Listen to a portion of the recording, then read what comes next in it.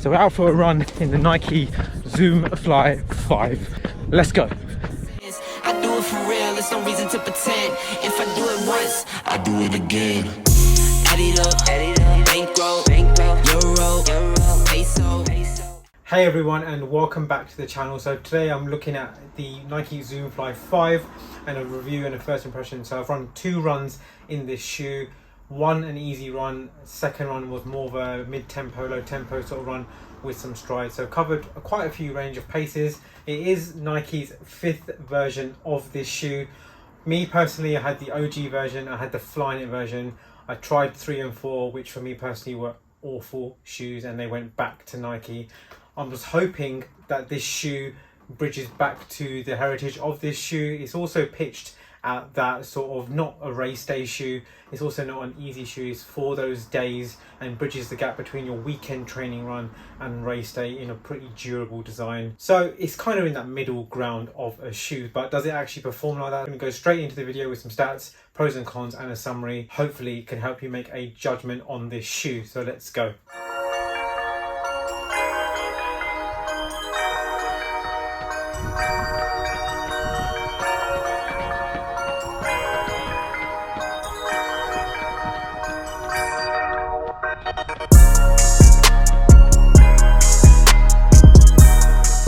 First and foremost, Zoom Fly 5 comes in this really nice colourway. It is the World Championship colourway. I'm going to talk about the looks first. I think the colourway is great. It's very, very striking. Looks really, really bright on your feet. The shoe does sort of go back to its original in terms of the OG. It gives me very much OG vibes. And it kind of is a hybrid of the version 1, version 3 and 4, which I don't think is actually a good thing, because 3 and 4 were just awful shoes in my opinion. So in terms of the stats for the shoe, it is an 8mm drop. The price is £145 here in the UK. It is a road shoe, and the weight of the shoe in my UK 8.5 are 312 grams, 311 on the left shoe each.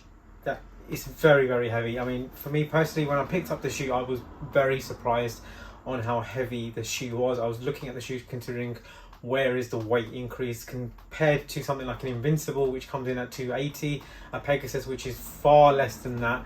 And for race day and bridging the gap between training, easy day and racing, you're kind of thinking you want something a little bit lighter. But let's not talk about the weight. I don't want that to be a deciding factor for the shoe. I'd rather talk about the performance of the shoe and see if it actually does weigh up and actually is better. So quickly talking about the construction of the shoe, so quickly onto the upper.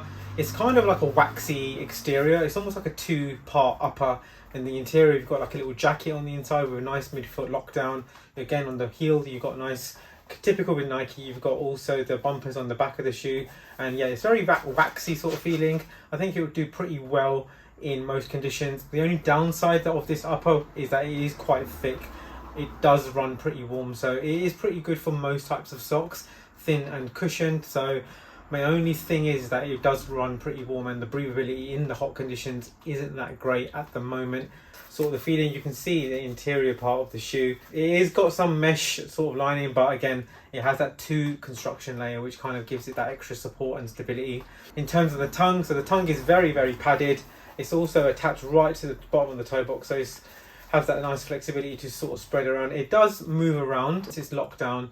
It does pretty much sit very, very nicely. It's got nice padding on top of most of the top of your foot, so it does take away any pressure and you don't really feel anything. So you are able to sort of cinch the shoes fairly tight, but not too tight, obviously, so you cause yourself some issues. The laces are probably a downside for me personally. They are just too long.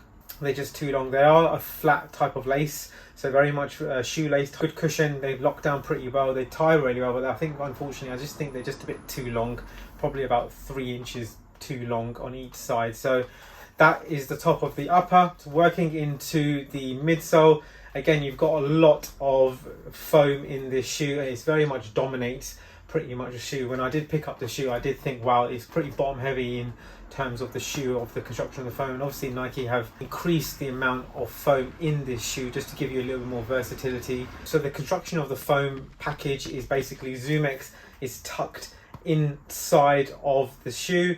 It's actually put inside of the shoe, and it basically sits a full length of the actual shoe itself. There is a plate, and Nike have said it's an articulated plate. I'm not too sure what that means in terms of the shape of the plate. Does it still run the same S-curve as the other line of Nike? There is unknown, and I do believe that it is not a carbon plate, but it is probably a plastic plate. The foam on the outside is known as EVA. It's basically SR02, which is used on the Nike Joyride. It's not even React, which is really disappointing, the fact that they used this carrier foam to sort of encapsulate the Zoom X. So the Zoom X obviously is the closest to your foot, but the most important bit that hits the ground, which squishes the most and gives you that energy return, is the foam that's on the outside. And unfortunately, that is probably one of the biggest downsides of the shoe, and probably one of the areas that actually increases the weight, because the foam is pretty heavy. It's very dense. You can penetrate the foam pretty well, like, I'm not going to lie, you can actually put your feet into it. The shoe is semi-flexible, it's not too flexible, so it does give you an idea that the plate is fairly stiff. But moving on to the outsole, and you get really good coverage of rubber. I'm not gonna lie, I do like this profile of a shoe. It does have really good width in terms of coverage of the ground, in terms of stability, and also giving you a really good planting. I mean, that is something I can say. I do like this sort of, there is enough rubber, maybe a little bit too much rubber in terms of the sound. Again, some areas where they added extra bulk, which probably wasn't really that necessary. The visible window here, so this is just a plastic cover on the actual Zoom X. So moving on to the pros of the shoe. So first and foremost, the shoe is really comfortable. I'm not gonna lie, it's really comfortable to put your foot into it. There is no arch sort of prominency on the shoe. You've got nice splay of toes on the shoe itself, and again, to run in is very comfortable to run in. I can't deny that. There is very much a feeling for the shoe that you get very good lockdown. I get very good lockdown in the shoe. Once you lace it up and cinch them down, you're good to go, no issues there. Another thing that it does have is a very stable ride. I think the ride is very stable, and I think for most paces, so one question that I probably would ask someone, and obviously someone to review, where does it sit into my rotation? Well, obviously it gives good stability, it's got good lockdown, and it's very comfortable. I wouldn't say this is an easy shoe. I wouldn't say this is a race day shoe. I also wouldn't work out in terms of a tempo or a speed session in the shoe. I just personally think it's just a little bit too clunky and too heavy for those areas. What it does do, probably bridges the gap from where the Tempo Next Percent and the Streak Fly are, and where maybe like a Vomero, Pegasus and an Invincible. So it goes right in between. So it's on a quarter of the scale, rather than bridging it sort of halfway and being a direct competitor to something like a Tempo Next Percent or even a Streak Fly. It is by far nothing like them. It just doesn't give the same feeling back. So that kind of moves into the cons of the shoe. So for me, number one, the upper is very thick. I think the upper is a bit overkill for what it needs to be. It has reverted back to this, definitely the heel counter has reverted back to the OG version, and some of the OG version is back in the shoe, which is probably what they tried to do, try to just bridge the gap of where they are now in terms of foam, and trying to bring back the design, because 3 and 4 were just awful in terms of the uppers, just a little bit too hot. Again, the laces are too long, the foam is very firm, it's not very bouncy, there's not a lot of spring, there's not a lot of responsiveness, you don't really feel energy return. And if I didn't know it was Zoom X in the shoe, I would have no idea that it's a Zoom X shoe. It doesn't feel like a Zoom X shoe, and I've run in Nike a hell of a lot, so I know the feeling of different types of Zoom X and what it feels like, and I can assure you it does not feel like that in this shoe, because predominantly most of the shoe is SR02, so it's not going to perform nowhere near the same. Again, it doesn't feel as responsive.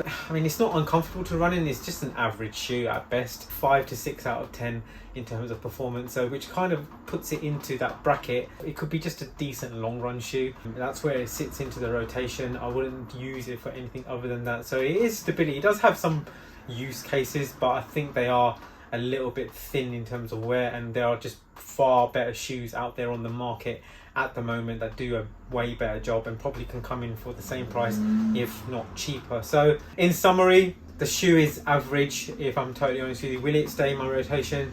Most likely not. Use it for a long run just to see if it changes my opinion. I just feel as if the shoe is overkill for a lot of the areas that I'm going to run and use it for.